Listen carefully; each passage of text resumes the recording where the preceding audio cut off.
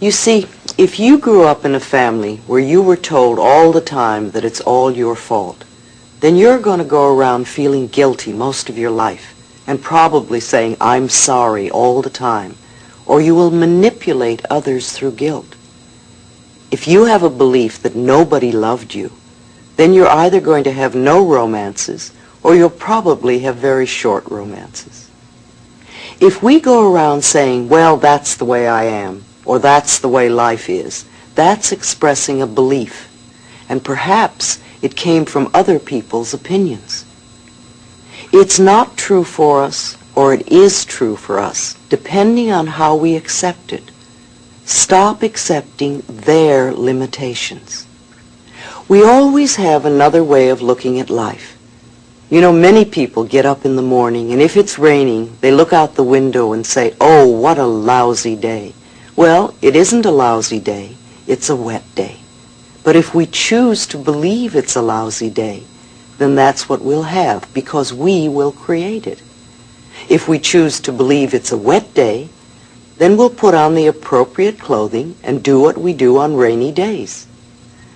There is no good or bad, there is no right or wrong, except that we make it so. And you know, every culture on this planet has different rules about those things. It's what we believe that makes things right or wrong or good or bad. And again, it's the old thing, what we give out, we get back, and usually in double. We want to begin to shift our beliefs today, to be willing to allow the changes to happen. The point of power is always in the present moment.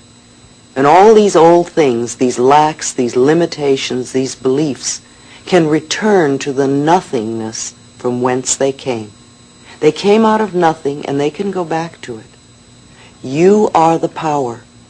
No person, no place, no thing has any power over you. I can give you lots of good advice and lots of wonderful new ideas, but if you choose not to accept them, then you're in control, for you have the power.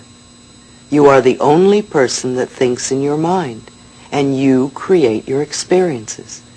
And just for this moment, I want you to catch the thought you're thinking right now and ask yourself, is it negative, or is it positive, or is it neutral? Do you want this thought to create your future? Now, because we think so quickly, and the thoughts just go whizzing through our minds, it's not always so easy to begin changing our thoughts. You can start by editing your speech. Begin to listen to what you say, and don't say anything that you don't want to become true for you.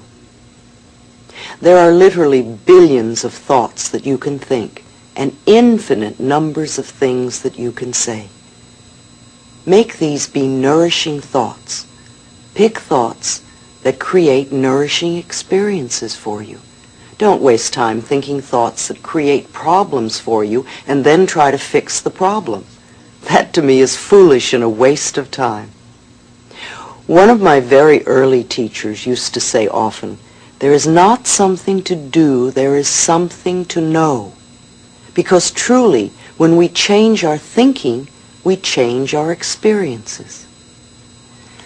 All right, so what do we do now?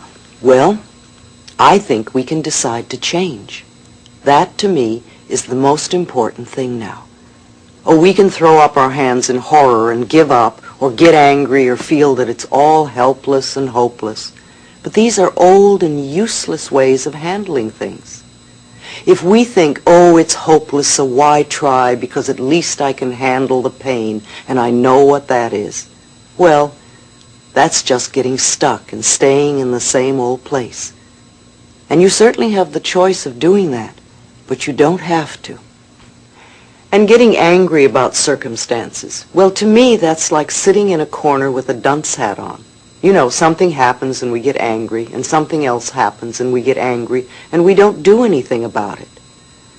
Do you know that people who commit suicide do so because they won't change their minds?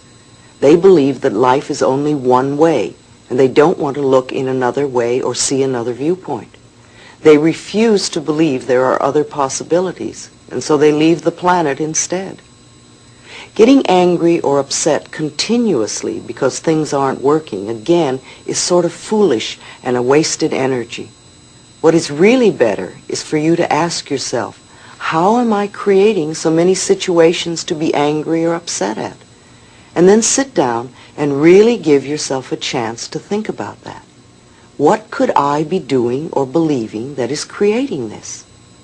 And again, this is not to make you wrong, but just to let you look at what could be happening.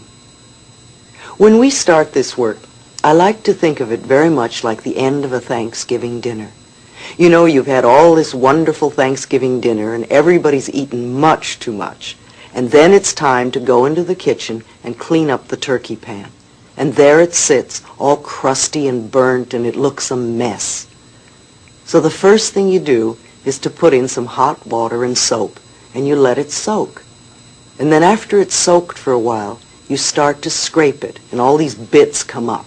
And then it really looks a mess. And if you didn't know better, you'd think that the pan would always be disgusting. However, if you keep going, after a little while, you're going to have a nice, clean turkey pan. Our consciousness is very much like that. When we begin to do this work, we go in and we start to clean our mental turkey pan. And sometimes things get worse before they get better. We want to know that it's okay if that happens and to just flow with it. I think mirror work is very important, and the more we can do it, the more we can reflect to ourselves where we are and what we need to do. So keep looking in the mirror and saying to yourself, I am willing to change, and I am willing to release the resistance. I am willing to change, and I am willing to release the resistance. Now all of us have to deal with what I call resistance to change. And we all have resistance, because on some level we want everything and everyone out there to change, but we don't want to have to change ourselves. And yet, changing ourselves is the very thing we must do in order to change our lives. So awareness is our next step. We must become aware of what it is that we believe. Otherwise, we don't know what to change. Our first reaction to a new awareness about ourselves is often resistance. And that's all right, because any reaction is good. It means the change is already in process.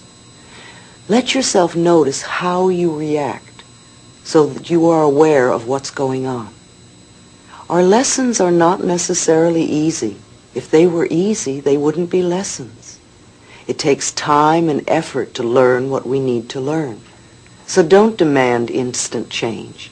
Let yourself do it step by step. It will get easier as you go along. Too often we get impatient and we want to do things right now. Impatience is only resistance to learning. It means you want the goal without going through the process. You know, we can sit here and say, I want to be in the other room. And we can even demand and insist that we are in the other room right now. But we don't want to make the effort of getting up and going one step at a time in order to get to the other room. And we can sit here for days and keep yelling and insisting we want to be in the next room. And nothing will happen except that we get frustrated.